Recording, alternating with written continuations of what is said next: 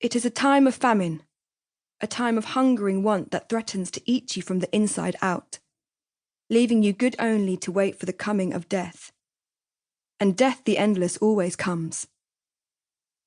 It is before dawn, dark and silent.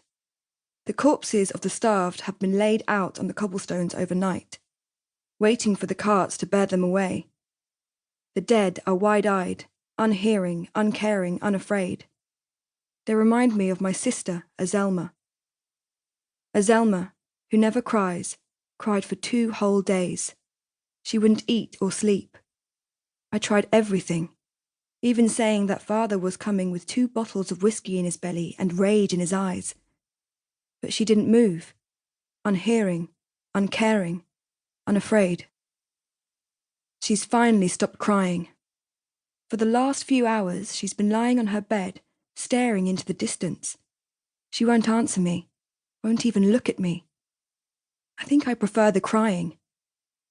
Azelma used to wake me with a murmur of, "Viens, ma petite chaton," and I'd lean into her warmth while she brushed my hair and helped me draw on my clothes.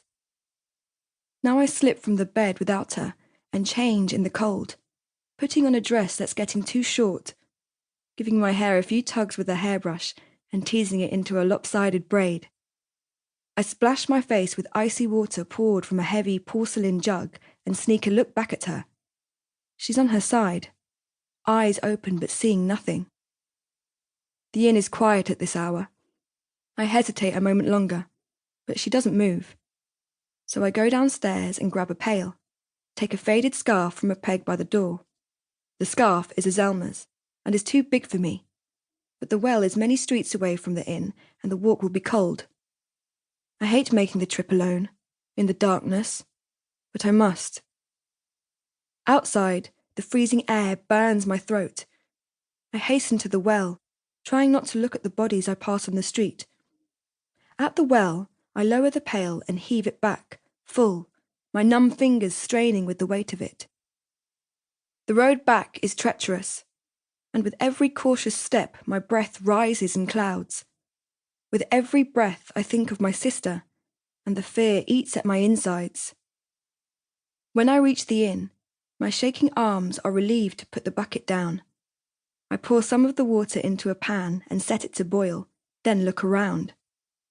The floor needs mopping, even though that never keeps out the smell of spilled wine, and in the dim light, the main hall is a disarray of plates, empty tankards and jugs, all need scrubbing. I have dried hundreds of plates while Azelma flicks soapy bubbles at me. I duck and complain.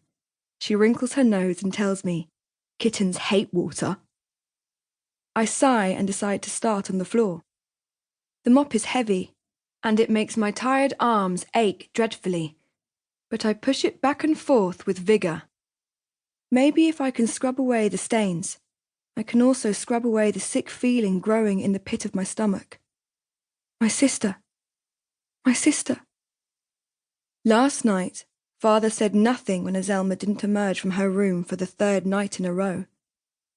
It was as if he'd forgotten she existed. He hummed, drumming his fingers on the table cheerily. He even threw me a hunk of warm brioche, which was so unlike him that I couldn't bring myself to eat it.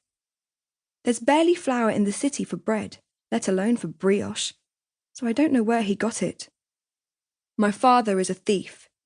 He's stolen many a shinier jewel or weightier gold purse than this scrap of dough. But what use are jewels or gold in a time of famine?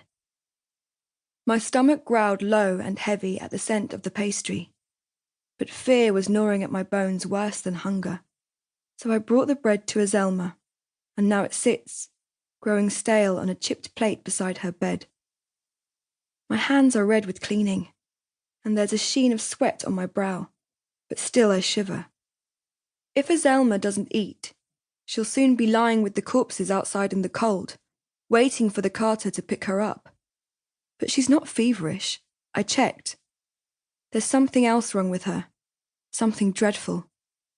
What's worse, I can't do anything to heal it. I feel like the kitten Azelma likens me to, tiny, fragile, batting my paws against the wind. There's a sound at the top of the stair, And when I turn, Azelma is there, clothed, hair plaited, looking straight at me. I should be relieved, but her expression is unnerving. "I'll finish up here," she says in a flat voice. "You need to find Femi.